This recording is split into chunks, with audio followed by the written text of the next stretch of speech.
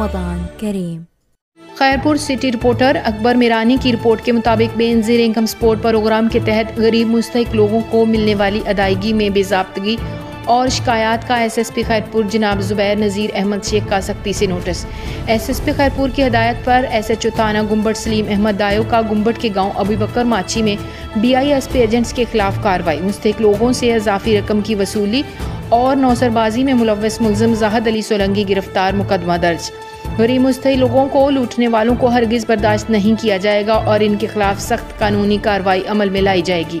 SSP Khairpur इलाका SHOs नौसरबाज agents की जानिब से गरीब लोगों को मिलने वाली इमदादी रकम में से कटौती करने वालों के खिलाफ कार्रवाइयाँ तेज़ करें। SSP खैरपुर SSP ने ज़िला के तमाम SHOs को अहकामात जारी करते हुए कहा कि किसी भी थाने की हदूद में गरीब मुस्तहिक अमदादी रकम से कटौती की इत्तला मसूल हुई तो SHO के खिलाफ महकमाना कार्रवाई अमल में लाई जाएगी।